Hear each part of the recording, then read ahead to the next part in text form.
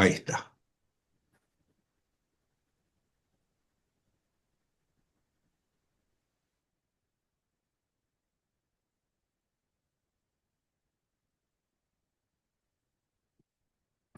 Bueno, buenas noches a todos los que recién entran, los que ya están, bueno, ya nos hemos saludado, pero bueno, en el día de hoy es una de esas clases especiales para mí porque me voy a tomar unas vacaciones y bueno, ahora les voy a contar qué es lo que voy a hacer. Pero primero quiero un poco centrarme en el tema que hoy es el día de la Asunción de la Virgen, ¿no? Este, digamos que se recuerda, se tiene un homenaje, una veneración especial a la Virgen en la Asunción, ¿no? A mí me llamaba la atención lo que era la Asunción y a veces uno dice la Ascensión de Jesucristo. ¿Cuál es la diferencia? En ambos casos significa una subida a los cielos. Lo que pasa es que la ascensión de Jesús es por su propia voluntad, por su propia esencia de hijo de la divinidad. En cambio, María, como digamos que se recuerda la Asunción, por eso Nuestra Señora de la Asunción, Asunción del Paraguay, todo eso tiene que ver con este dogma. El dogma nos dice que la Virgen fue ascendida también, pero digamos, no era su propia esencia, sino que fue como llamado o provocado, no tenía que ver con su voluntad. En el caso de Jesús sí, era volver a la casa del Padre, sentarse en el lugar que tenía asignado. En el caso de la Virgen fue una decisión superior, digamos, de alguna manera, la asunción. Esas serían un poco las diferencias. Yo les contaba recién, algunos que ingresaron antes, y tuve la suerte de conocer tres lugares donde se supone que la Virgen muere, ¿no es cierto? Esos tres lugares son Éfeso, en Turquía. En Éfeso está la casa de la Virgen, a lo mejor algunos de ustedes también han estado ahí. La casa de la Virgen es un lugar eh, con una casa antigua, con una capilla al aire libre maravillosa, pero realmente lo que yo rescato, lo que a mí me pasó, si bien yo cuando vi esto no era en especial un, un investigador de esto, sino que fui sabiendo que en ese lugar se decía que había estado la Virgen hasta morirse. Y lo que yo rescato de este lugar en Éfeso, es la serenidad que hay en ese lugar, el aroma, el aire, es una sierra, una colina, con árboles, en fin, hay un clima como de muchísima paz, de muchísima dulzura, hay cosas como que uno las percibe como muy tranquilas, como muy dulces, como, bueno, realmente muy lindo, un lugar donde se colocan los pedidos. Este, y bueno, después está la casa, una casa de piedras de la época, con algunas imágenes de la Virgen, no hay otra cosa. Se supone que ahí va con San Juan. Recuerdan ustedes que Jesús antes de morir le dicen, ahí tienes a tu madre, ¿no? Es como que la deja un poquito a cargo de San Juan. Y si bien San Juan vivió mucho tiempo en Jerusalén, también iba a esta zona. Digamos, este lugar es un lugar reconocido, los papas van ahí, se les da un lugar, hay muchísima fuerza en esta tradición de que ahí vivió y murió. Y en cuanto a la muerte, se dicen que estaban ella rodeada por todos los apóstoles. No es que los apóstoles vienen para la muerte, de pronto la tradición dice que aparecen, ¿no es cierto? Salvo uno o dos, creo que no estaban, pero los otros 10 estaban ahí con ella. El otro lugar es la casa en el Monte de los Olivos, donde estas tradiciones también dicen que ella vivió ahí hasta su muerte, ¿no es cierto? Y que muere también rodeado de los apóstoles. Esta casa del Monte de los Olivos, para mí en especial, no sé, tendría que verlo hoy, qué me pasa, aunque es muy difícil ir a Israel hoy. Yo lo recuerdo como un lugar que no fue muy trascendente para mí. Otro lugar muy trascendente, que es el tercer lugar que se supone que ella puede haber muerto, es donde está la abadía de la dormición. La dormición es ese momento donde ella asciende porque está dormida, ¿no? Es como una dormición espiritual. Y ese lugar en ese lugar está construido, digamos, por los benedictinos, la abadía de la dormición. Y la abadía de la dormición es un lugar muy lindo, con muchas capillitas, pero fundamentalmente tiene algo mágico que es la cripta. La cripta de la abadía de la dormición tiene, digamos, una especie de sarcófago, digamos, no, tampoco, porque digamos que el cuerpo, lo que sería el cuerpo de la Virgen, está sobre una especie de cajón grande, todo hecho con mosaicos muy decorado, y ella está recostada, con las manos, cruzadas, muerta o en un estado de muerte espiritual o de muerte física y de vida espiritual, no es que está en una dormición.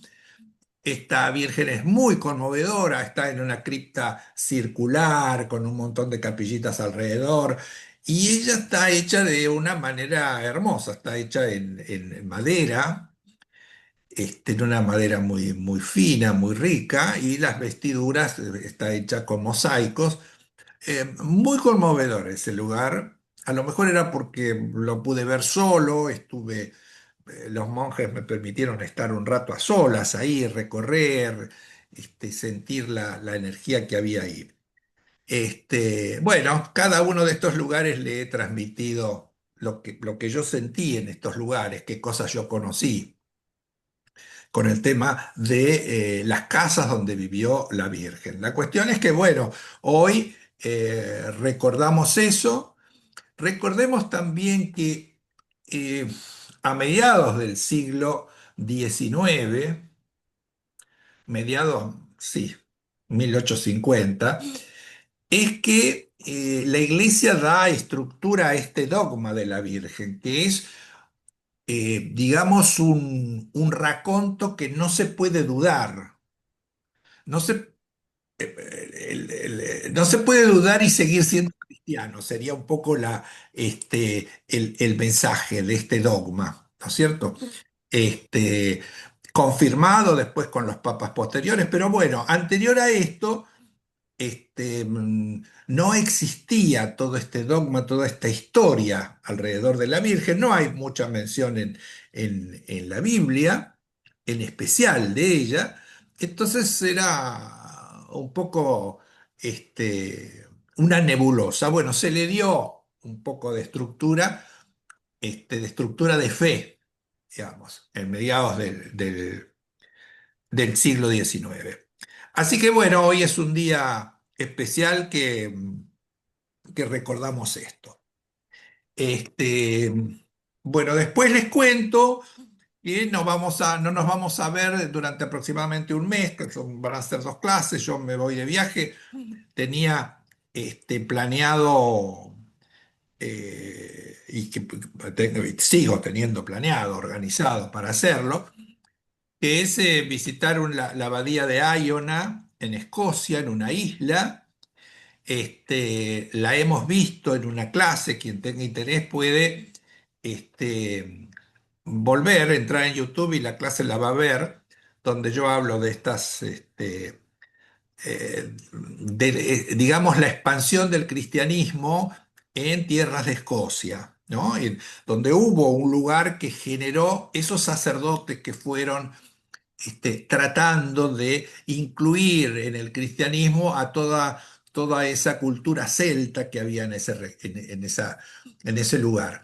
La abadía de Iona es un lugar muy místico, es un lugar de peregrinación, es un lugar muy mágico. O sea, voy a ver, a sentir qué es lo que hay en ese lugar, más allá de la historia que les estoy contando, que cada uno puede leer, puede buscar información, lee y sabe qué es Iona.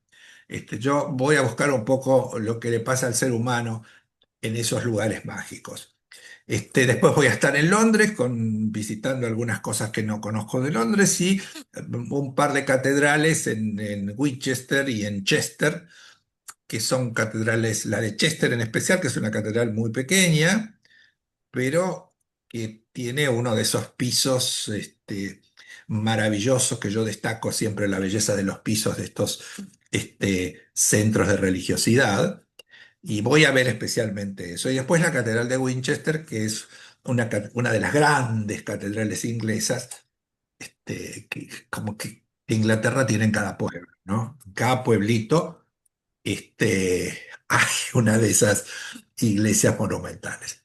Y después, eh, ayer tuve una noticia muy buena, hace tiempo que yo, desde la época del Papa Francisco, que estaba vivo, cuando yo vi un par de fotos alguna vez sobre la capilla donde él oficiaba misa todos los días a las 7 de la mañana, una capilla muy pequeña para muy poca gente, muy linda, muy nueva, siempre tuve ganas de conocer eso. ¿No? De documentar, de divulgar un poco, porque no era y no es un lugar así muy mostrado. Parecía que era algo que él perseguía en la casa Santa Marta, que tenía que ver con su intimidad, con sus momentos de serenidad. Y entonces era muy difícil acceder, no conseguía, yo escribía cartas, hablaba con personajes políticos, religiosos, sí, sí, yo te averiguo, y por ahí cuando había una respuesta, la respuesta era no, no puedes acceder porque ese lugar es para invitados especiales, para religiosos, para alguna congregación que viaja toda junta. O sea, no tenía acceso el laico común como yo a ese tipo de espacios que estaba dentro del Vaticano. No es un lugar que uno toca el timbre y entra, sino que necesita todo un protocolo. Y más viviendo Francisco ahí, ¿no? Bueno, Francisco se murió y yo volví al ataque con esto. Digo, yo tengo que poder conseguir esto. Hablé con alguna gente amiga. Ustedes, yo creo que ustedes ya sabían que era uno de mis intenciones. Gente que bueno, que tenés fe, que te pongo en oración, que vamos a rezar por vos, por esto y qué sé yo. Y bueno, finalmente pude conectarme con el nuncio apostólico en la Argentina, un sacerdote polaco que representa, el nuncio es el embajador de la Santa Sede en los países, ¿no? Entonces, me dijeron que bueno, que mandara una nota formal con mi currículum y cuáles eran mis intenciones, para qué quería conocer eso. Y entonces, bueno, yo les conté lo que hacía, ese tipo de cosas, y bueno, eh, para mi alegría, me contestaron que sí, que era posible, que bueno, que yo pusiese la fecha que iba a haber una persona que me iba a esperar para mostrarme la capilla.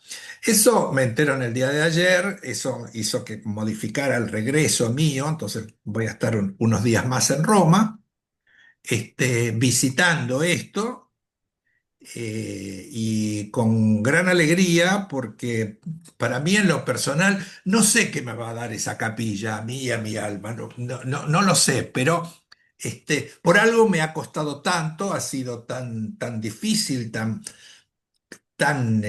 pedido, tan contemplado los deseos místicos y de otras personas también.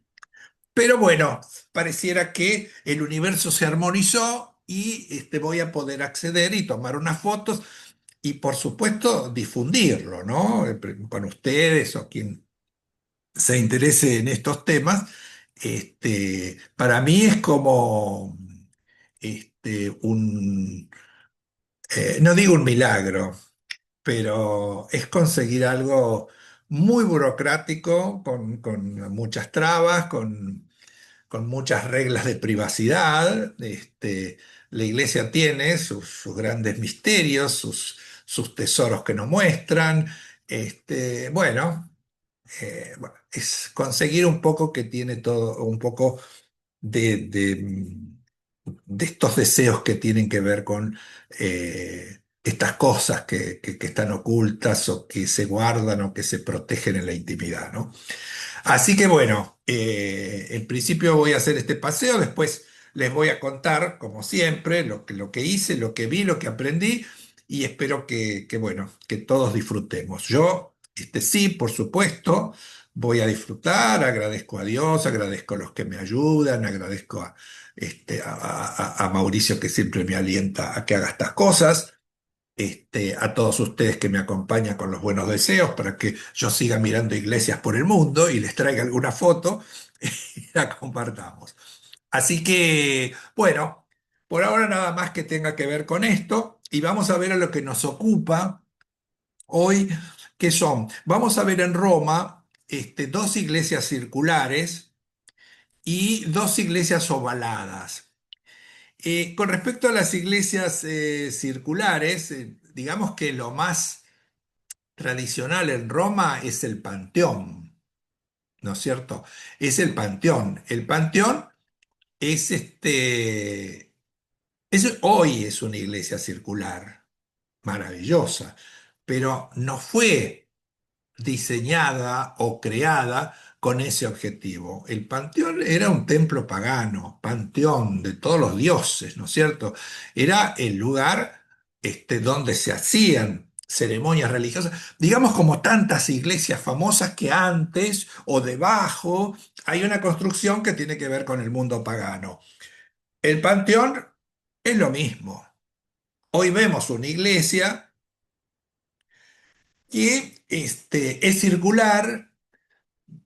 Yo creo que la forma circular no es la mejor para la liturgia de las ceremonias, para los rituales de la Iglesia Católica, porque el sacerdote, el oficiante, tiene ojos delante de la cara, mira para un lado, ¿no es cierto? No tiene ojos por detrás. Si está mirando para allá, mira a la gente que está para allá, hasta 180 grados, dice que uno puede tener en la visión, pero alguien siempre queda a la espalda, no, no, no, no es como un ritual incluyente, eso para mí. Lo que sí destaco de una iglesia redonda es que inevitablemente la iglesia redonda constituye un eje vertical. Entonces, ese celebrante que está en el medio de esa iglesia, porque los altares están en el medio de estas iglesias originalmente, forma un eje hacia arriba, hacia la divinidad. En el panteón no es así, porque no pusieron el altar en el medio. No fue diseñado como una iglesia, sino que está colocado, digamos, entre comillas, la pared opuesta a la entrada. ¿No es cierto? Entonces, claro, se desdibuja un poco de lo que es los rituales, la liturgia, la forma de celebrar, cómo se para el sacerdote, a quién le habla, en un edificio que es redondo. Es mucho más fácil si tiene una planta basilical, es decir, es un rectángulo, digamos, es más práctico para la liturgia. En el caso, bueno, del Panteón, la transformaron en una iglesia, como tantas veces la Iglesia Católica hizo con los templos paganos del mundo, menos mal que no lo destruyeron, ¿no es cierto? Que lo transformaron, pero a veces han llegado en distintos lugares del mundo a destruir lo que había antes para construir, hasta con esas mismas piedras. Pensemos en Santa Sofía de Constantinopla, que está construida con pedazos de piedra de iglesias del mundo que las tiraron abajo en las guerras o las tiraban abajo expresamente. para construir esas iglesias. Estas que vamos a ver, algunas, como el mausoleo de Santa Constanza, tiene columnas que pertenecían a otros templos y las han vuelto a utilizar. Entonces, vayamos a rescatar lo circular. ¿Qué tiene de bueno? Bueno, que la planta es un círculo y el círculo sabemos que es el símbolo máximo de la divinidad. El sol, lo redondo, lo continuo, lo perfecto, lo que no tiene principio ni fin. Eso es el círculo, ¿no es cierto? Eso es el círculo y eso es lo maravilloso de estas plantas. Algo circular, representando en la tierra ese círculo divino. En el medio le ponemos el altar y estamos con esta cuestión del eje y todo perfecto. Anterior al cristianismo, el mundo de las edificaciones religiosas paleocristianas, eh, se utilizaban estos círculos, estos templos circulares, más que nada para lo que tenía que ver con los rituales de la muerte. En el mundo pagano, estos eran los martirium. Son templos para albergar, en el cristianismo, esos templos fueron para albergar restos de santos. Ese círculo, como digamos que esos santos llegaban a la divinidad o estaban más cerca. ¿M? Y en general, en esa planta circular había un deambulatorio, donde la gente venía por esas reliquias y circulaba alrededor de ese altar que tenía una forma de rectángulo.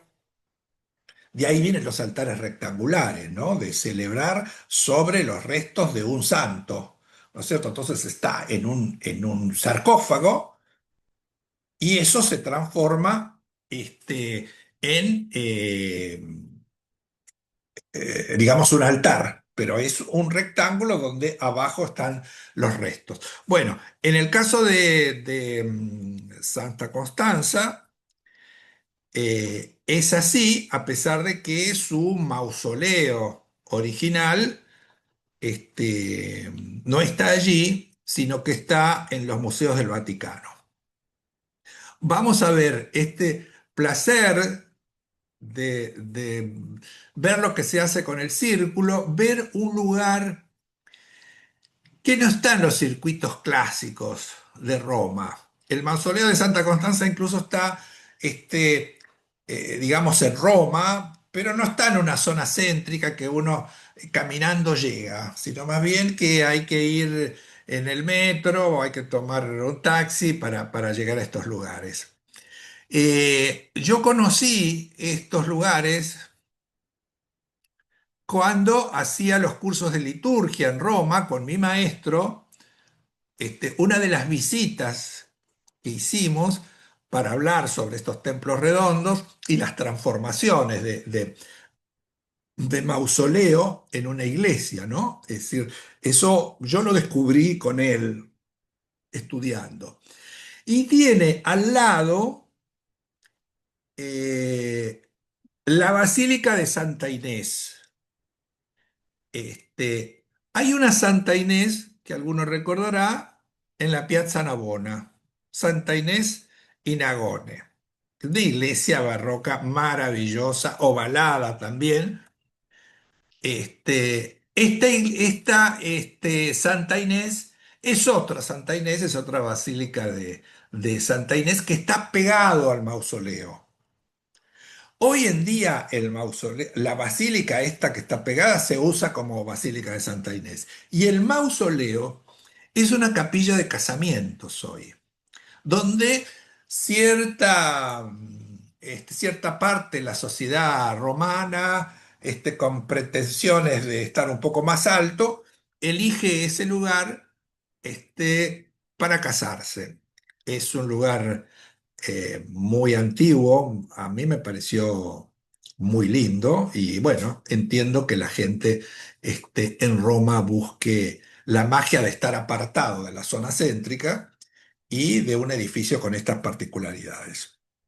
Eh, Recordemos que Santa Constanza era la hija de Constantino. Hija de Constantino, hija de Santa Elena. Constantino, digamos, es el que hace la gran revolución al declarar religión oficial del Imperio Romano al catolicismo.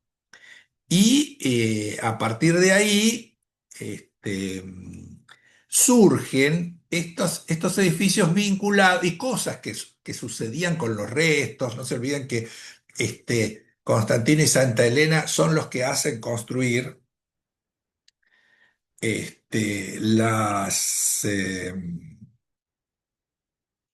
Santo Sepulcro. El Santo Sepulcro es un ejemplo de una iglesia redonda. Si ustedes lo recuerdan, es un templo circular y en el medio hay un templete donde uno entra y accede a una capillita muy pequeña, como de 2 por 2, donde están los restos de Jesús. Hay una especie de sarcófago, un lugar lleno de velitas, de imágenes, muchas cosas ortodoxas.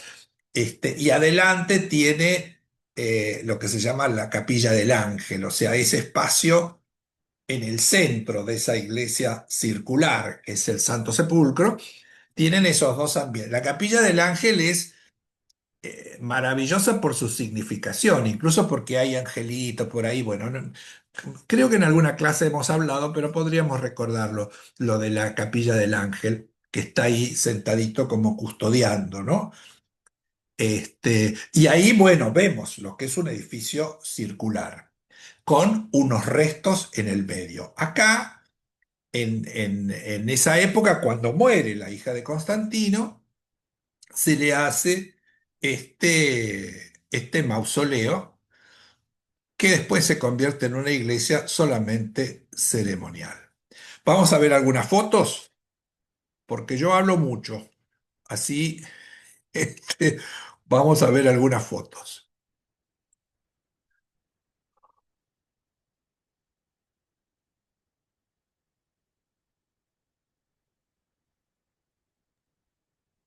Se Bueno, ven todas, ¿eh? Se ven ahora todas. no, ahora está una Se ven sola. todas. Se están viendo todas. Vamos de nuevo. Ahora, Igual. Ahora sí. bueno, esta foto la tomé en momentos de cuando yo hacía el curso. Y al lado hay una especie de parque con algunas ruinas que quedaron. Y esto es bueno lo que quedó de de este templo, que es del siglo IV. Es de 1340, 1350, no recuerdo exactamente, pero es una de las construcciones más antiguas de Roma. ¿Mm?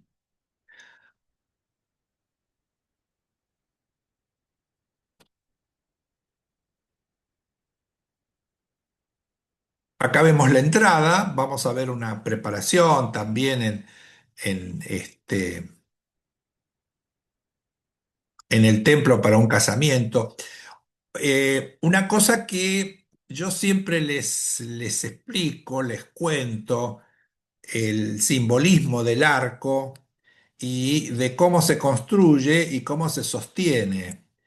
Acá los vemos con más claridad, ¿no? Es decir, en algún momento se empiezan a poner ladrillos. Acá son ladrillos planos como tejas, ¿sí? Y los últimos, o el último, se pone desde arriba haciendo fuerza, presiona a todos los de abajo y entonces se sostiene. Se puede sacar el andamio y se sostiene ese arco maravilloso. Acá lo repiten afuera y adentro muchas veces y por arriba va la pared tradicional, pero las aberturas eran abiertas con este sistema constructivo. Obviamente acá no tenemos la piedra, sí tenemos el ladrillo, ¿Mm? Y tenemos columnas de mármol adentro que pertenecían a otro edificio. El templo es muy simpático. Esto es el altar que está en el centro. Esto es lo que yo digo que coincide con el eje de la cúpula que tiene. Tiene una cúpula decorada con frescos. Tiene un deambulatorio que tiene unos ornamentos eh, muy vinculado al vino, a la vid, a la uva. La tradición dice que acá, en esa época, se celebraban fiestas al dios Baco, ¿no? Cada vez que esa, digamos, agrupación tenía un nuevo afiliado o un nuevo integrante, se hacía una fiesta donde terminaban todos borrachos. Pensemos que la fiesta de Baco es esa fiesta en la cual a través del alcohol uno entra en un trance especial que ellos consideraban que era el ejemplo que este Dios había dado para estar más cerca de la divinidad, ¿no es cierto? El alcohol. Entonces tiene alrededor un deambulatorio, todo decorado con este tipo de elementos. Bueno, acá vemos desde arriba, este edificio que está acá sobre la derecha es la Basílica de Santa Inés. Esta es la cúpula por dentro, muy se le ve el paso de los años, pero es conmovedor que aún hoy se puedan ver esos frescos maravillosos, ¿no? Muy deteriorados, bueno, está como se puede, pero eh, digamos que la obra está en pie con los siglos que tiene encima, ¿no? Tiene 12 ventanas. Recuerden el significado del 12, no solamente los apóstoles, digamos, acá podemos decir 12 apóstoles que traen la luz, también las estrellas que tiene la aureola de la Virgen, esas 12 estrellas, las 12 tribus, en fin, el 12 es un número muy significativo y acá está presente en las ventanas y en las columnas, si bien cada columna está compuesta por dos, ¿no? Acá vemos un poco este, la constitución de este espacio. Muy lindo de ver, no tiene nada que ver con las iglesias todas decoradas posteriores que tiene Roma, sino que es emocionante la antigüedad de esto, ¿no? Y las 12 conjuntos de apoyo, cada 12 está constituida por dos columnas, pero son 12 en total. Acá está preparada la nave como para un casamiento. Vemos que tenemos ahí reclinatorio. Acá vemos en el deambulatorio esto que yo les decía de los dibujos, algunos geométricos y otros vinculados al vino. Muy importante esa sensación, digamos, de acercarse a la divinidad en un templo que es todo cúpula, digamos. No hay una cúpula en un crucero, sino todo es una cúpula. ¿M? El lugar más importante. Acá vemos, acá esta foto está tomada desde atrás del altar, acá vemos la entrada, sobre la derecha, los reclinatorios para los que se casan y el sarcófago este.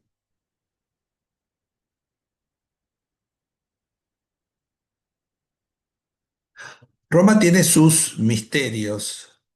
Esto que vemos acá, a pesar de que la fotografía no tiene buena calidad, esto color rojizo es el sarcófago original de Santa Constanza, ¿no? Bueno, esto es parte del ornamento del techo, que es lo único que quedó. Había mucho mosaico, pero se fue perdiendo.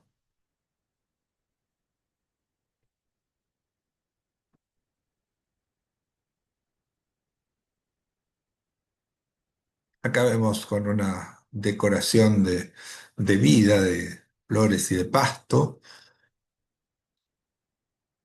Acá vemos una pequeña planta de cómo está construido. Acá vemos la entrada, el nártex. El nártex es ese espacio intermedio donde uno no está afuera, pero tampoco está adentro.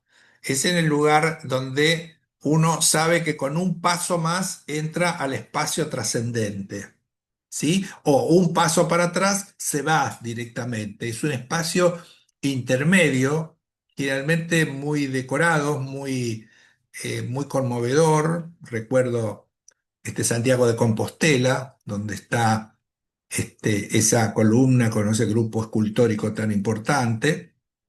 Eso es el nártex. ¿Mm? Después, digamos que las paredes, que son muy gruesas, esta pared negra, que es todo lo que limita el espacio, tiene estos nichos, algunos rectangulares, algunos redondeados, que son nichos que penetran la pared, ¿no es cierto? Eh,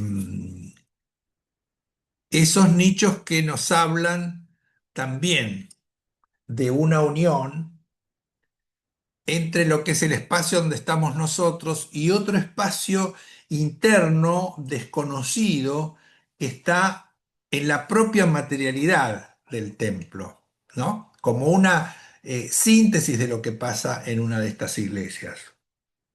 Los otros días, visitando María Auxiliadora de Almagro, yo les decía a unos amigos que cuando uno entra en estos templos tan importantes, hay como una sensación de volver a un lugar de protección, como si fuese un útero, ¿no? Como esto, todo redondeado, ¿no? Es como entrar en un lugar donde vamos a nacer, ¿no es cierto? Esta cosa redondeada con esta cúpula. Este, y, y a mí me parecía muy interesante esa sensación de bienestar que dan estos lugares, ¿no? Entrar a recibir una energía especial, donde algo va a cambiar en nosotros, ¿no? Por lo menos es lo que yo creo. Bueno, muy bien. Hemos visto nuestro querido mausoleo de Santa Constanza del siglo IV.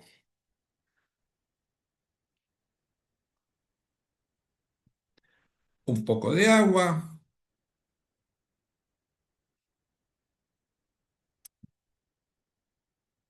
Seguimos con otro edificio redondo, también está en zona, digamos, en el Monte Celio.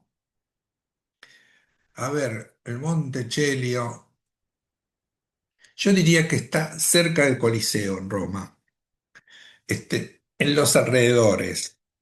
Es un edificio construido con posterioridad al otro de Santa Constanza. Es Santo Stefano Rotondo. Yo les cuento, Santo Stefano es este templo circular. Stefano fue un mártir cuya historia muere apedreado, él, castigado, en la época en que Pablo era Pablo de Tarso, no era San Pablo, no se había convertido al catolicismo, y él ayudó, digamos, en ese juicio para condenarlo a Estéfano. Muere apedreado. Y esto acá aparece en Roma, ocupando este lugar. Este lugar de perfección divina, vamos a verlo, es bastante parecido al otro, es más grande, es más joven. ¿Mm? Es del siglo V, es decir, es del siglo siguiente, y tiene una particularidad. Está construido, vaya a saber por qué o quién, si es que lo sabían o no, pero está construido en base al número 22. 22 columnas, 22 metros de alto, 22 metros de ancho. Yo digo, ¿qué es este 22? Numerológicamente, ¿qué representa? ¿Qué simboliza eso? Para los que estudian los números, ¿no? Uno puede dudar, puede creer o no, pero la numerología dice que el 22 es el número del maestro constructor, porque tiene la capacidad de convertir sueños y visiones en realidades tangibles y duraderas. Eso es lo que significa el 22. Se lo asocia con la grandeza, la ambición, la sabiduría universal y un enfoque práctico para lograr grandes metas. O sea, el mensaje que numerológicamente tiene el edificio es muy interesante, ¿no? Muy interesante para el que lo visita y todo eso uno podrá decir, bueno, será cierto, no será cierto. Mira, vamos a Santo Stefano Rotondo, entremos y sintamos eso que nos transmite el edificio. No todo es racional, la buena arquitectura de la iglesia nos hace sentir estas cosas que no todo pasa por el raciocinio, sino que pasa por las emociones del alma. ¿Mm? Vamos a ver con detalle. Otra cosa que les recuerdo es que se puede visitar en este templo eh, la cripta. Y en la cripta, es decir, todo el edificio fue construido sobre un templo pagano donde se adoraba al rey Mitra. Eh, que correspondía, era venerado por el ejército de un pueblo como el etrusco, que tiene que ver con la zona. Aún hoy está en excavación todo eso. Hay cosas que recién se están descubriendo y recién se están estudiando. Muy interesante esto, lo del rey Mitra, porque, el dios Mitra, ¿por qué? Porque es un antecedente muy importante que aportan los paganos a todo lo que viene después. ¿Eh? Vamos a mirar algunas fotos de Santo Stefano Rotondo y anotarlo para nuestra visita próxima, este, próxima visita a Roma cuando vayamos. Se ven todos otra vez. Tutti quanti.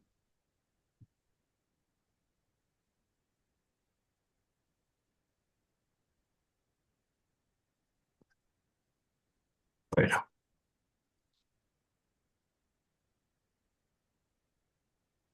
a ver, Siguen todos.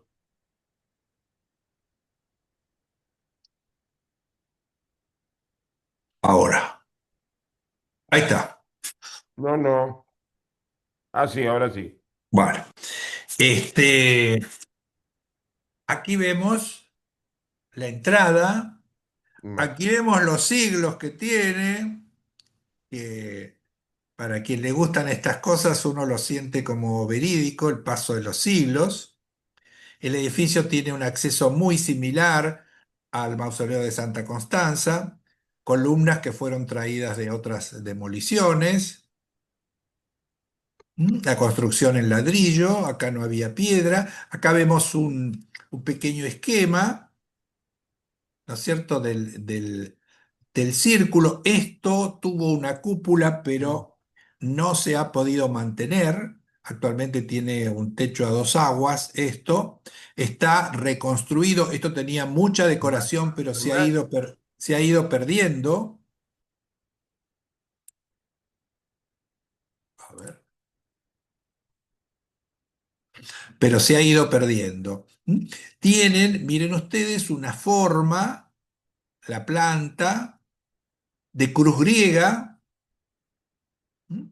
Y el elemento circular de conexión con la divinidad en el centro.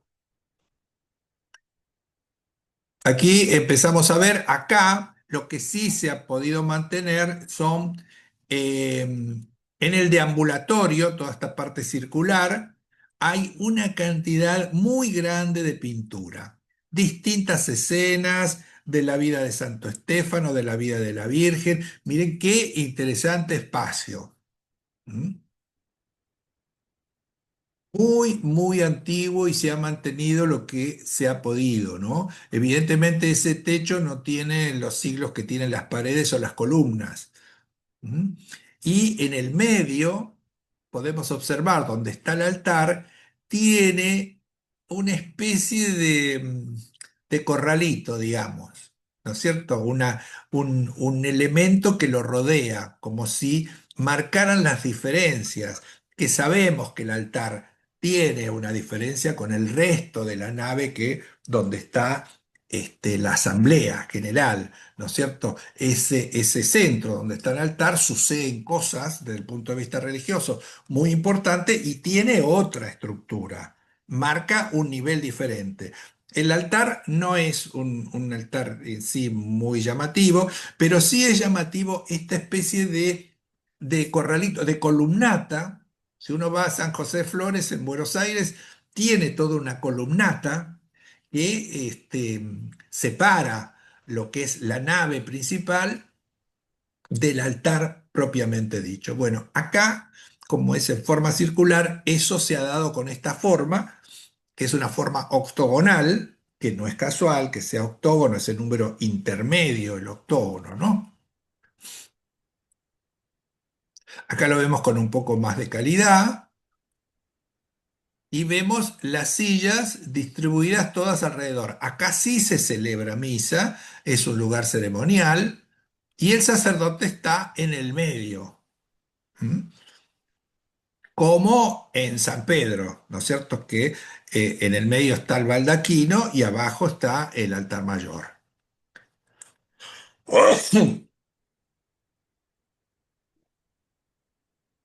Muy interesante cómo se perciben los 22 elementos, ¿no? Que son estas 22 columnas que se transportaron hasta aquí. Las ventanas, las medidas, las columnas, todo tiene que ver con ese 22. Esto estaba totalmente decorado, este tambor, pero no se pudo mantener. Incluso el techo lo vemos con otra construcción, no de tantos años. ¿Mm? Sí, podemos, acá están reparando, pero vemos la calidad de las pinturas. Esto que vemos acá, lo vamos a ver en otra foto, es el sagrario. Ustedes saben que existe una tradición y en muchas de las grandes iglesias romanas el sagrario tiene forma de templo. A ver, acá, en el convento de Santo Domingo, el convento de los dominicos en Avenida Belgrano, tiene el sagrario es un pequeño templete circular con una cúpula arriba, como si fuese una pequeña iglesia que tendrá 60 o 70 centímetros de alto. ¿Mm? Acá es más grande, está apoyado en el piso, pero representa lo mismo, digamos, ese sagrario es una iglesia pequeña con ese corazón sagrado.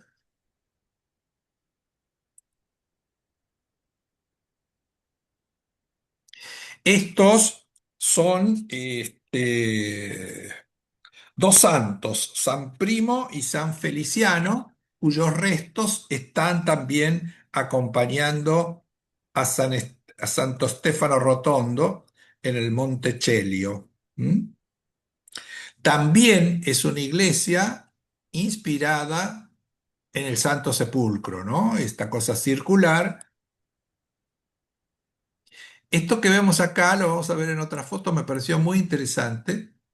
Es un simbolismo, una pintura con la Virgen y esas espadas de dolor y que ella soporta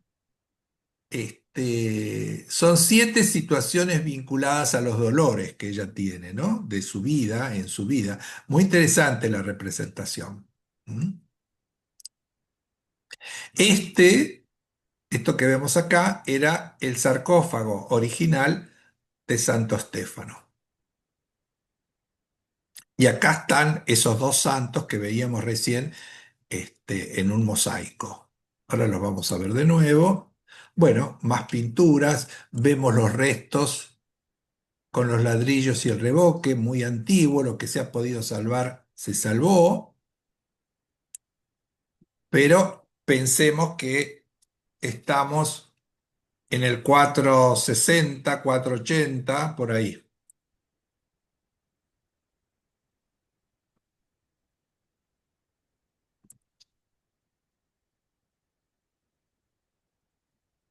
Esta es la cúpula que le decían con los dos santos, la cruz central, una cruz enjollada, ¿sí? Con un diseño y con piedras en este mosaico.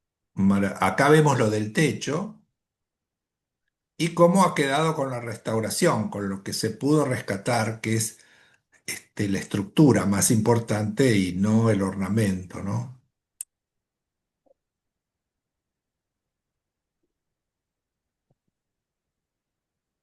Martirios, ¿no? Vení, vení acá. Vení. Vení acá conmigo. Vení.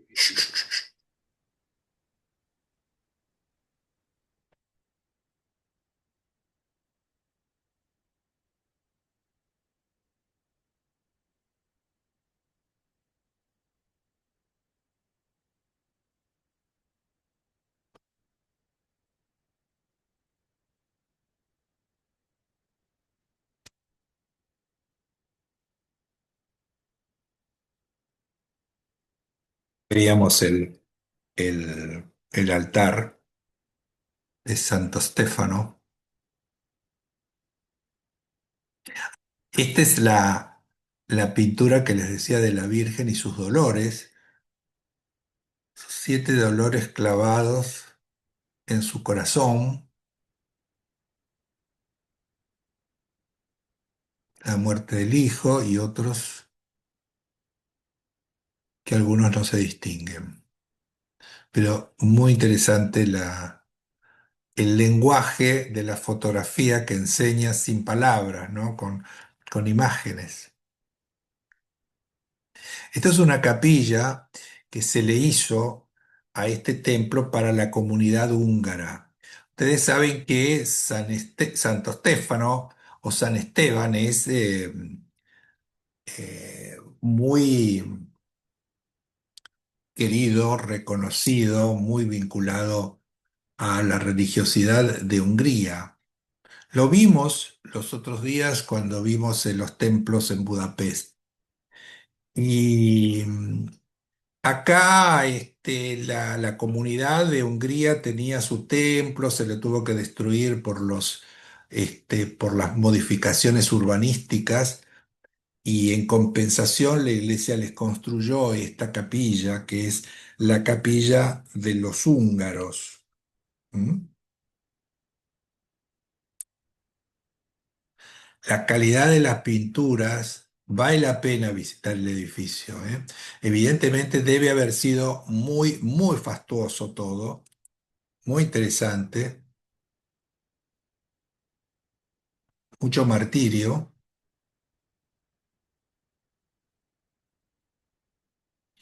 Miren esto es un altar lateral, miren cómo está construido este frente, es una composición en mármoles, ¿sí? Cortado en 4 trozos más o menos iguales. Y en el centro, aunque no se ve muy bien, Jesucristo, Salvador del hombre. ¿Mm? Y su círculo en unas hojas de acantos muy interesantes, muy, muy logradas, con los años, ¿no? Que tiene esto. A mí me parece una joya estética Esto muy, muy lindo. Por eso lo muestro, ¿no? Bueno, la entrada tiene un tímpano también con simbolismo religioso, otra vez el arco acá también construido de la misma manera.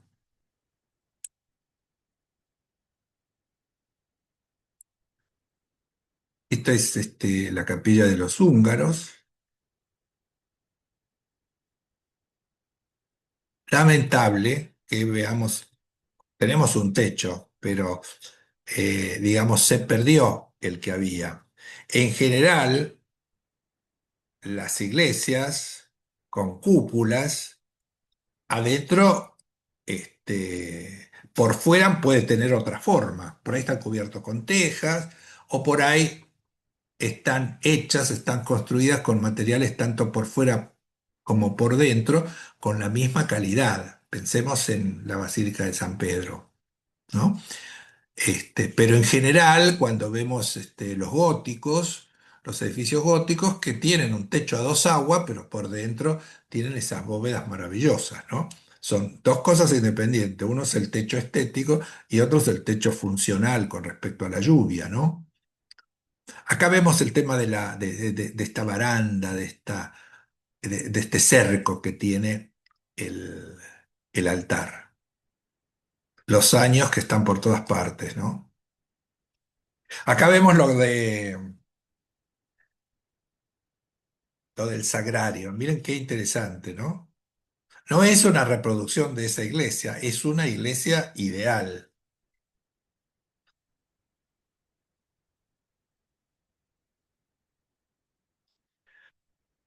Bueno, muy bien. ¿Qué me dicen de las iglesias redondas? ¿Vamos a Roma a verlas? Bueno, ahora nos vamos a dos iglesias eh, por ahí más cercanas a los centros turísticos que se conoce con más facilidad. Uno es Santivo, Santivo a la Sapienza, que está, digamos, detrás de Piazza Navona. Es un edificio que ahora actualmente está eh, el archivo del Estado italiano. La particularidad de tener un gran atrio. Uno entra por sus portones y entra a un gran atrio, un gran patio. Pensemos que el edificio ese de Santivo era una dependencia de la universidad. ¿Mm? Toda la construcción alrededor de ese gran patio tenía que ver con eso. El gran Borromini toma uno de sus lados, el más pequeño, y ahí construye esta iglesia barroca. Ustedes recuerdan lo que yo siempre les digo del barroco, ¿no? El barroco es el que rompe todo para llamar la atención. Estas dos iglesias que las hace Borromini, que vamos a ver, ovaladas en Roma, tienen esa misión, ¿no? Lo de llamar a la sorpresa, a que se vuelva a sentir que la Iglesia Católica protege y conduce a un vínculo con la divinidad, a pesar de todas las críticas que hace, digamos, el protestantismo. El barroco siempre es una respuesta a eso, es un llamado nuevo de atención, saliéndose de esos cánones, de esas normas que teníamos en el Renacimiento. Esos frentes chatos, ¿no? Esos frentes como la iglesia del Jesús, o muchas otras que son planas. Por dentro es todo renacimiento, sumamente decorado, pero por fuera no tiene grandes movimientos, ni cosas que llamen la atención. Acá el barroco, incluso en Santiago, incluso estando dentro de este patio gigante, tiene un frente curvo que llama la atención. Veníamos de algo muy recto y acá aparece lo curvo, incluso si vamos hacia arriba, la iglesia es muy pequeña, es como una escultura, digo yo, o sea, las dos iglesias estas son como esculturas, y la cúpula tiene la particularidad de que en vez de tener esa forma de domo, esa forma de media esfera, tiene una forma helicoidal. ¿No es cierto? Con el fuego del Espíritu Santo y una manera de llegar hacia el cielo en una especie de helicoide que va subiendo. Muy interesante como propuesta y cómo se ve desde afuera, ¿no es cierto? Por dentro es una iglesia, en ambos casos, son iglesias sin colores, pero mágicas en la textura que logran el ornamento, la textura que busca llevarte al símbolo de elevación que tiene esta iglesia. ¿Mm? Vamos a ver fotografías y vamos a repasar un poquito de esto de la simbología.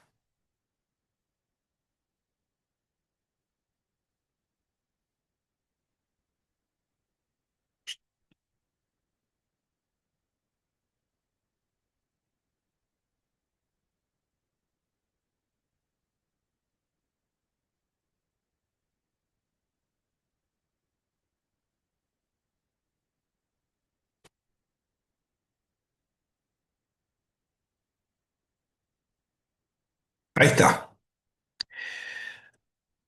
Acá vemos lo que le contaba. En esta manzana que está acá adelante a la izquierda, que se ve esbozado en este dibujo, es la parte de atrás de la Piazza Navona. ¿Mm? Esto es una esquina. El edificio tiene un patio. ¿Mm? Todo este edificio funcionaba en la universidad, ahora funciona el archivo del Estado, y al fondo de este patio aparece con una fachada curva esta iglesia que es Santivo, Santivo a la Sapienza. Acá vemos el efecto que yo les decía del patio que uno entra por los portones y entra en este gran patio, donde al final nos encontramos con esa iglesia que también tiene una forma ovalada y podemos observar lo que yo les cuento de la cúpula acá, que está construida como un helicoide, ¿no? Que va muy, muy original, muy llamativo, que termina en un orbe y la cruz. ¿Mm? Alrededor está decorada con elementos flamígeros de llama, en otra lo vamos a ver un poquito mejor, ¿m? Que representa el fuego del Espíritu Santo en lo alto del templo. Acá vemos un poco más, acá vemos un Espíritu Santo, lo vemos por ahí está. Tiene algo muy interesante, muy simbólico, que es que en la fachada nos encontramos con las cruces de orientación, es decir, las estrellas que guían al navegante, ¿no? Acá no te podés perder, es por acá, acá tenés que entrar, acá tenés que venir, acá vas a ir al cielo y acá te vas a salvar. Ese es un poco el mensaje que tenemos, ¿no? Esas estrellas de 8 puntas tan interesantes. Esto es adentro, el barroco con sus, ustedes miren, las obras que salen de sus lugares convencionales, ¿no? Invaden lo que tienen en una pared, invaden la ventana, la llegan a cubrir, y bueno, y es una pintura, ¿no es cierto? Divino barroco. Bueno, esto ya lo vimos antes. Yo acá tuve la oportunidad de asistir a un concierto de música de cámara, muy interesante, todas sillas y delante de la iglesia estaba la orquesta. Esto es al revés, dándole la espalda a la iglesia y esto que vemos ahí anaranjado en la calle. Acá vemos un poco más en detalle lo que es la cúpula. ven estas antorchas interesantes y después, bueno, todo un recorrido helicoidal, más llamas arriba. ¿Mm? Mire con qué fuerza, con qué calor el templo nos conduce al cielo acá, ¿no? La paloma de la paz, uno diría, pero es la paloma de Noé, que anuncia que hemos llegado a tierra firme y nos vamos a salvar. No es casual que eso lo diga el barroco, ¿no? Acá, de acá está tomada esa forma, ¿no? La forma de la cúpula.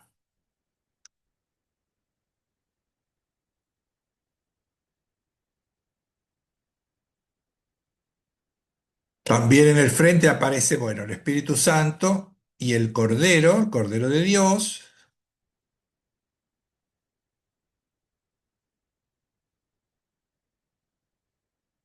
Esto está en el centro del patio, es una rejilla para escurrir el agua, pero que además tiene la forma de una estrella de 8 puntas, que también es uno de los símbolos del escudo de la familia Kiji, que son los que aportaron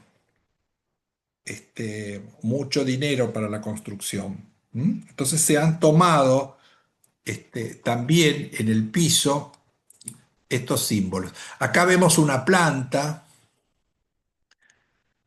Esta es la parte curva de la entrada. En síntesis, bueno, es como si fuesen dos triángulos superpuestos, formando de alguna manera esa estrella de David, que yo digo que son por un lado los ruegos, los pedidos, y por otro lado lo que desciende como dones de la divinidad, ¿no?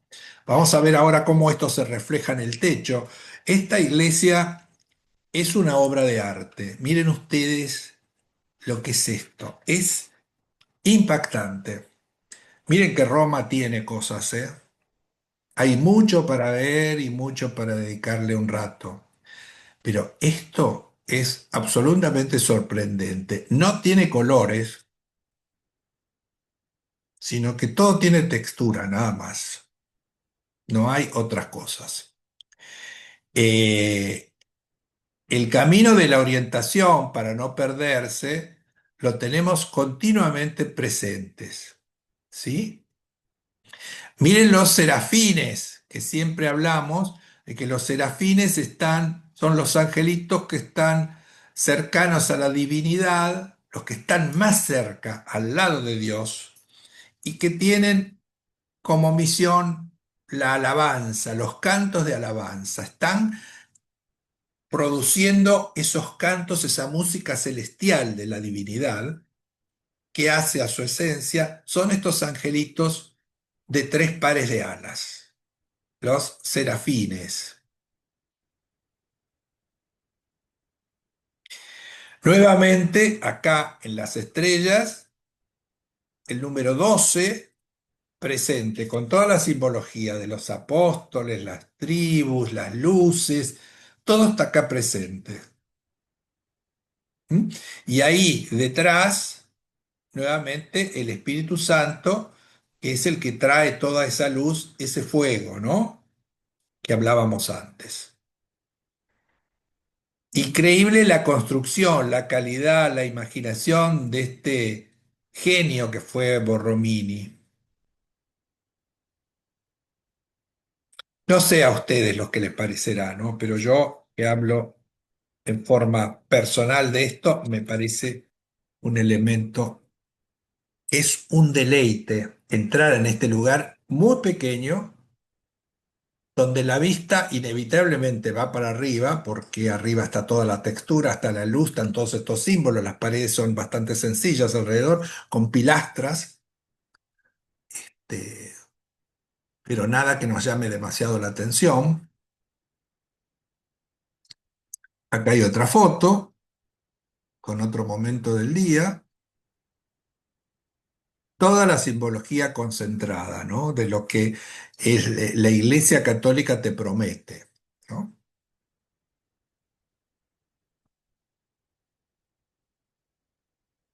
Ahí vemos un poco cómo se ve la luminosidad de la linterna, sus ventanas.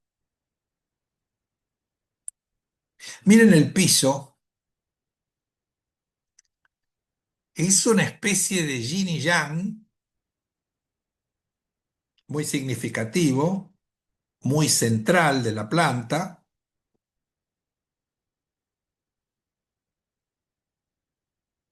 el blanco y el negro, la luz y la sombra en armonía, ¿no? Es el altar donde hay una pintura con Santiago. Observen el tamaño, que es bastante pequeño.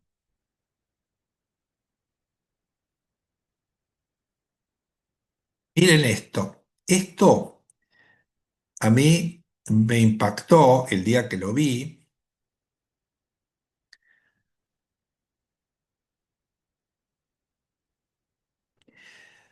y me dejó pensando el mensaje que tenía esta iglesia, ¿no?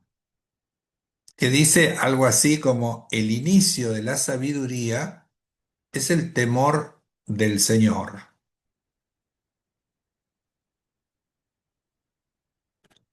Podemos darle algunas vueltas a la frase, ¿no? Pero me parece muy interesante. Temor de Dios sería respetar un orden, ¿m? Respetar una ley,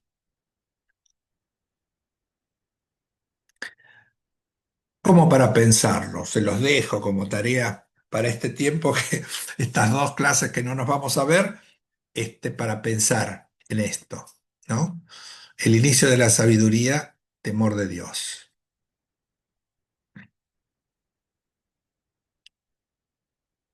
El piso que habíamos visto antes,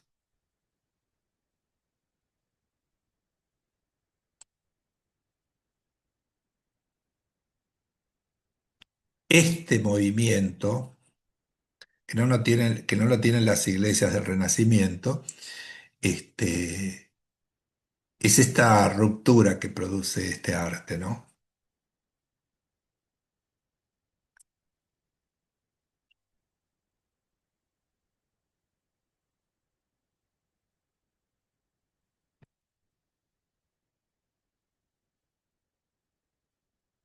Acá está la frase, ¿eh?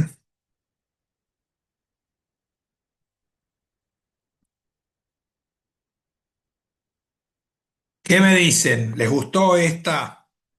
¿No les gustó? ¿Les pareció más o menos? A ver, Cristina, que es nuevita. Así es. ¿Te gustó? Bueno, me alegro, me alegro. Bueno, vamos a la última por hoy. Otro balada. Una Esta- preguntita, una ¿Cómo? preguntita, una Sí, pregunta. Santiago, que hoy día es el registro del Estado, es sí. el archivo del Estado, ¿se puede visitar hoy día? Sí, sí, sí, sí, sí, sí. ¿Sí? Ojo, tenés que ver el horario. No es una iglesia que está siempre abierta, porque está dentro de un lugar que tiene tarea administrativa del Estado, pero tiene acceso Claro. público, ¿eh? Ah, está bien. Vos pasás por ahí, hay que informarse cuál es el horario, porque Mm, me parece que está abierta como 3 horas, 4 horas por día. No mm, recuerdo bien, pero sé que había un horario muy particular porque después está funcionando ese edificio que mantiene la iglesia claro. con sus trabajadores, con sus tradiciones. Pero vale la pena ir 2 veces, averiguar, entrar en la web, saber en qué horario ir y después no hay ningún problema con el acceso, pero hay que adaptarse un poco a este horario, ¿no? Por ahí no está abierta el domingo, no lo sé. Yo Mm. recuerdo que Luis, para conocerla tuve que investigar un poquito el horario y fui 2 veces, donde en la puerta hay un cartel que dice Archivo del Estado, este, y dice en qué horario se puede visitar. Por lo menos eso, pero en la web debe estar con seguridad, ¿eh? No es algo Luis, privado, pero vale la pena. Bueno, Luis, sí, y ¿me sí. oyes? Porque no puedo aparecer, no puedo, Sí. estoy en el teléfono. Tú Bueno, dijiste, Tú Sí, dijiste que dime. ese archivo está cerca, detrás de Piazza qué, Navona. ahí está. Gracias. No hay por qué, no hay por qué. Está detrás de Piazza Navona. La manzana que está enfrente es la que tiene los restaurantes de Plaza Navona. ¿Eh? Sí, está. Es Ok. la parte de atrás. Bueno, nos vamos ahora a esta última, también obra de Borromini, también con esta idea de provocarnos, ¿no? De generarnos sorpresas, de abrirnos a un camino hacia arriba, digamos, ¿no es cierto? No tanto como un camino horizontal, sino más bien como un camino más vertical, como todo lo que hemos visto hoy, ¿no? Estas curvas pareciera que nos dificultan esta percepción del camino en forma horizontal y nos da la posibilidad de irnos para arriba. San Carlo alle Quattro Fontane, San Carlino, ¿por qué San Carlino? Porque es tan pequeña que las columnas del Vaticano podrían ocupar toda la superficie, una columna, toda la superficie de la iglesia. Es una iglesia pequeña, muy trabajada con este orden de sorprendernos, de llamarnos la atención. Incluso la iglesia aparece en esa manzana, en una esquina, y la esquina, las calles vienen con una fachada recta y de pronto aparece todo esto texturado y curvo. El barroco y las curvas, es como la esencia, ¿no? del barroco.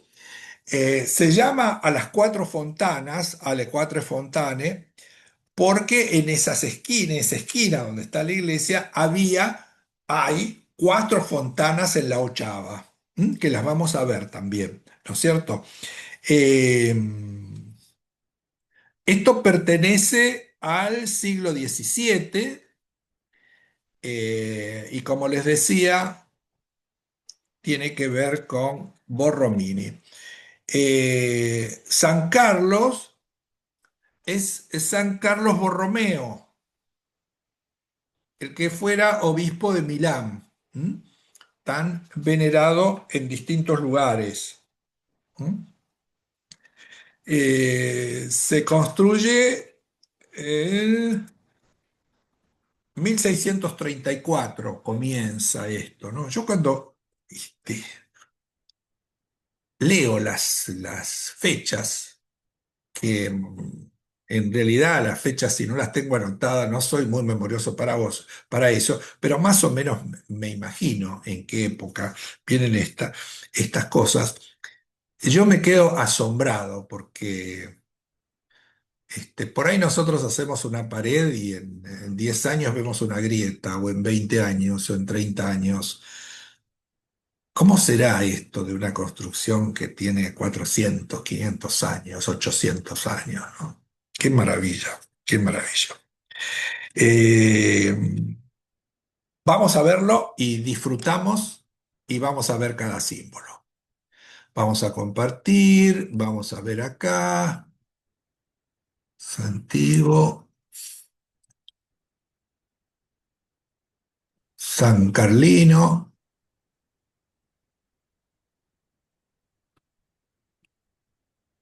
Se ven todas. Ahora, Ahí está.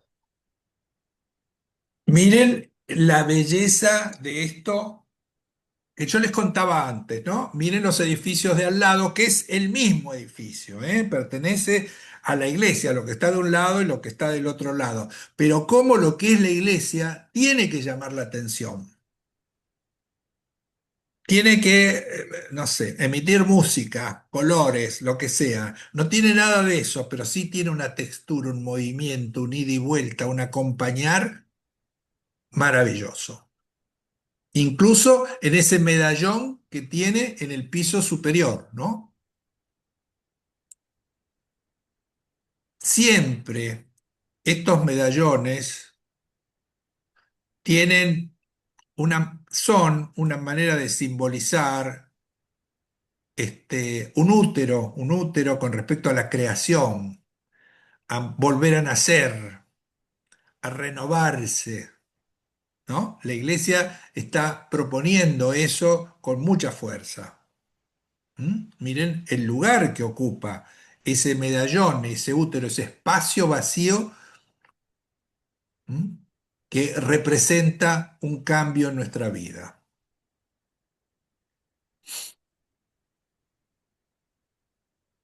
Vemos en el frente cómo está tratado. Nuevamente no aparecen acá colores, pero sí texturas y maravillas de trabajo, ¿no? Acá no tenemos el ladrillo a la vista, sino acá aparecen las piedras y los estucos y todo un trabajo de terminación que en los que vimos antes no teníamos.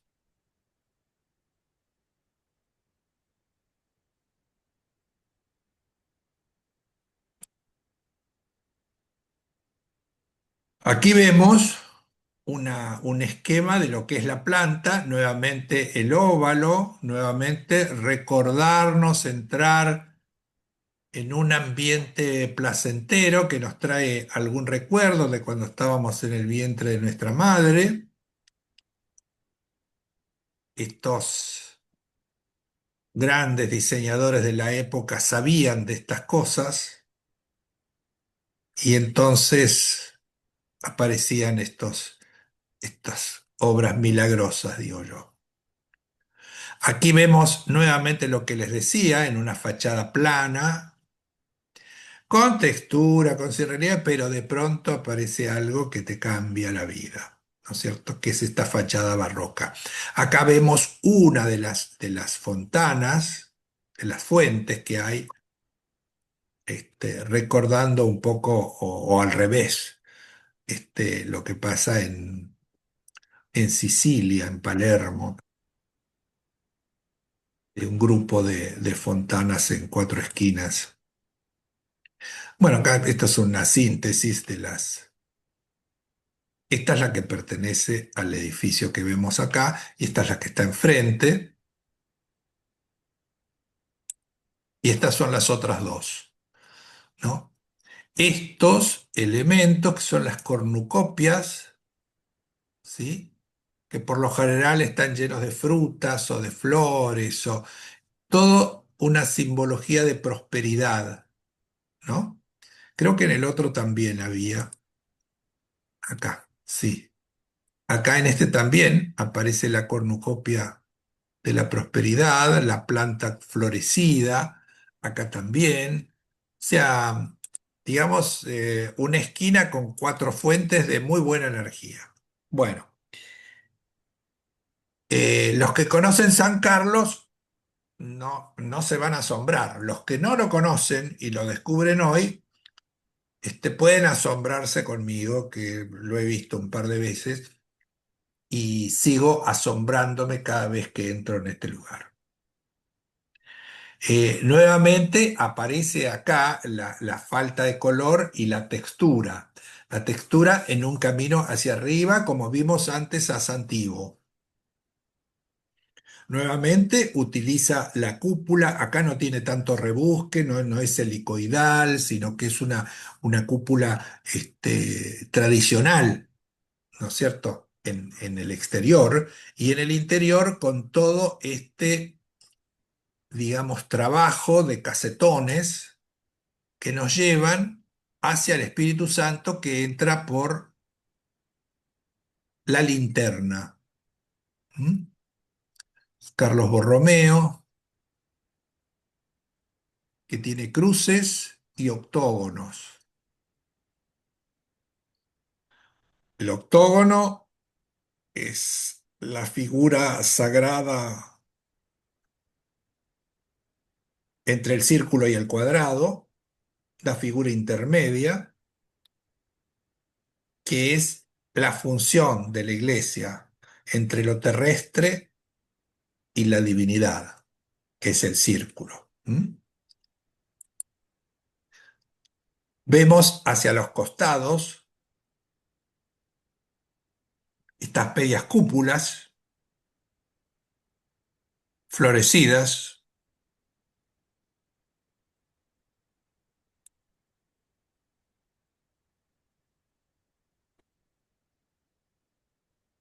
maravilla de molduras. Bueno, uno siempre cuando ve estas cosas dice, pero ¿quiénes hacían estas cosas? ¿Quiénes eran estos artesanos del revoque, de la construcción? Eran iluminados, era gente que hacía obras mágicas, ¿no?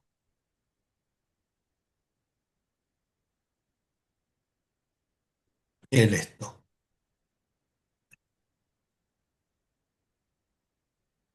Esto y la otra anterior, estas dos obras de Borromini, son asombrosas.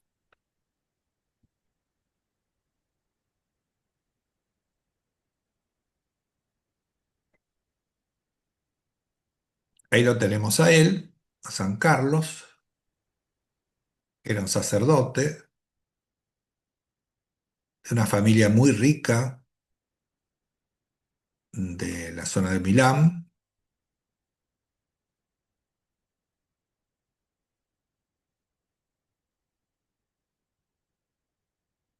Esta cosa de no mantenerse en una superficie, sino de salir de la superficie, salir a invitarte, a tentarte, a no quedarse en la parte estática, sino salir. Tiene que ver con esto, ¿no? Esto no me parece a mí muy agraciado, pero digamos que en la renovación de la iglesia lo primero que surgió fue esto, ¿no?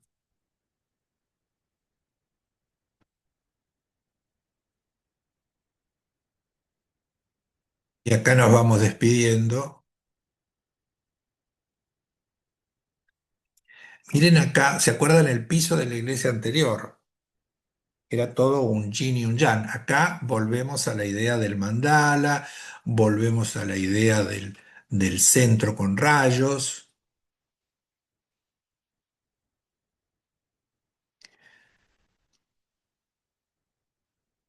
Volvemos a un piso que acompaña en este lugar a la cúpula, acompaña con su óvalo, con su centro.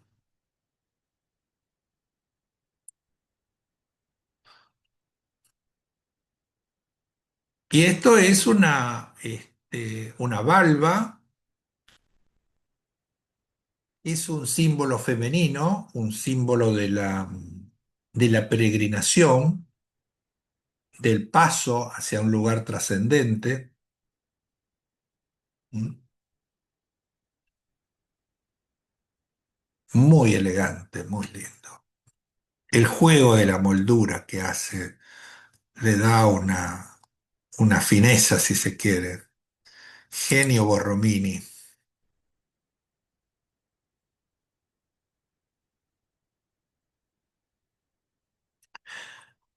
Miren que son diferentes, no todas, pero algunas de otras sí. Uno mira así, esta es igual a esta es como esta, pero estas dos son diferentes a esta, y a esta y a esta. Es como un jardín, un cielo de flores, ¿no? Bueno, acá vemos la pintura que decíamos antes, el piso que es lo más rescatable, el altar que es fácilmente olvidable,